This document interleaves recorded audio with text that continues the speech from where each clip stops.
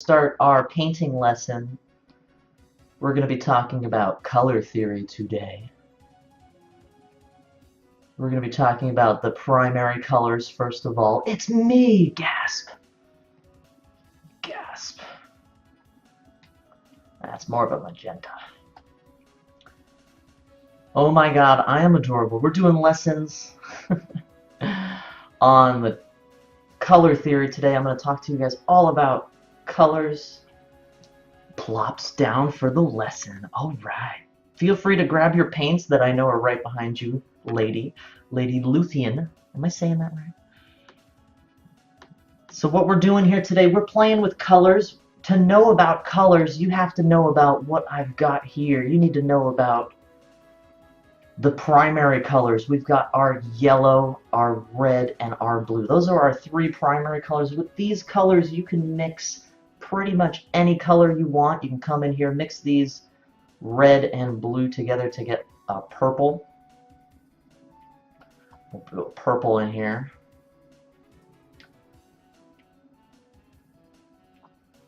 So mixing the primary colors together, you're going to get these secondary colors. So red and blue together are going to be that purple color. To get a green, you're going to want to mix your yellow and blue together to get that green color there. And then to get an orange, we're going to mix our red and our yellow.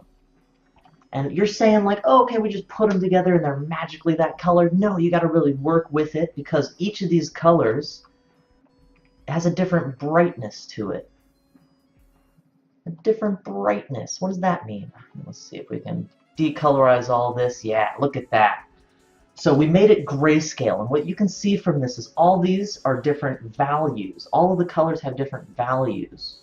So when you're mixing colors, you want to make sure that you're mixing the lighter one. You're mixing more of the lighter one if you want that perfect middle secondary color. So for example, the yellow, if you'll look in the grayscale, the yellow is going to be lighter than the blue, which is a little darker. So when you're mixing the blue and the yellow together, you're going to make a green. Thank you very much for the compliments. So from these colors, that was just one mix. That was taking the primary colors, mixing them together to make the secondary colors. You can now make the tertiary colors out of this. Like let's say we took the orange and the yellow and mixed it together. You're going to have tertiary colors in here. You're going to have a, oh, wrong layer. You're going to have a yellow-orange, and you're going to have a red-orange. Oops, not that way. Right here.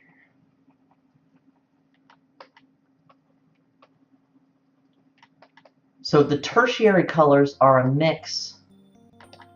The tertiary colors are a mix of a secondary color and a primary color. So they're the step in between. They're the step in between the secondary and the primary. And you just basically call those the primary color mix. So it's a yellow-orange or a red-orange. And we can keep going around the color wheel to do this. We'll make a reddish purple. A more reddish purple in here. And a more bluish purple over here.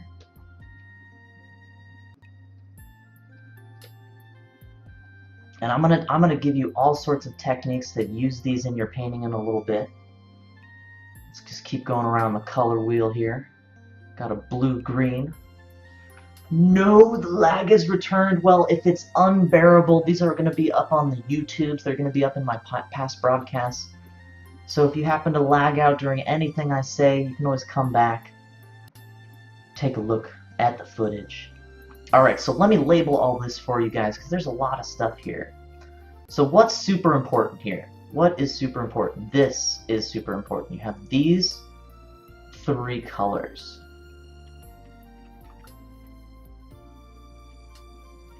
These three colors, you have your yellow, your blue, and your red. Those are your primary colors. Primary colors. Your secondary colors are going to be a mix of your primary colors, just to kind of overview, clean up things, make sure everyone's on the right step here. Your secondary colors are going to be your purples, your greens, your oranges. And guess what? Oh my god, did you guys see that? Roy G. Biv. We almost have our Roy G. Biv. It's like half a second off. Oh, well, hopefully we'll fix that in post-processing. And then you have your tertiary colors. Here you got your tertiaries. Don't forget about your tertiaries. And we're not forgetting about these two colors, or let's say lack of colors up here. These are going to be our whites and our blacks. And I always screw this up. Let me make sure I got this right. Our tones, our tints. Okay, so I always get this wrong. So tint is our white. And our black, I always forget this, is the shade. For some reason, I always mix these two up. When you add P equals V, yeah, exactly. Purple equals violet, yeah, that's Roy G. Biv. There we got our Roy G. Biv in there. Thanks, lady. Roy G. P wasn't the correct one. All right, so what can we do with all of these colors? We have all of these colors here. We can shade them. You can take a black to any one of these colors and make it darker and darker and darker. We can take it to any one of these and make them a darker color. And that's kind of an okay way. That's kind of an okay way to do it. You can also do it with the whites, make it more white. One problem when you add the color, I'm sorry, when you add the tint or the shade, one thing it does is it desaturates it. And you want to be careful about desaturation in paintings, otherwise you're going to get kind of a muddy painting. All of your paints are going to look kind of muddy. So instead, what we can do is you can take the opposite colors. The opposite colors. So if we take complementary colors, which is a color that's on the opposite side of the color wheel, and mix them together, we're going to get really saturated and muted colors. It's going to be a saturated color, but we're going to start muting it down the more you mix this color in here. You're going to get all these fun tones. Look at all these tones I just made from mixing these colors together. Have all these really cool tones in here just from taking a complementary color and mixing it in here.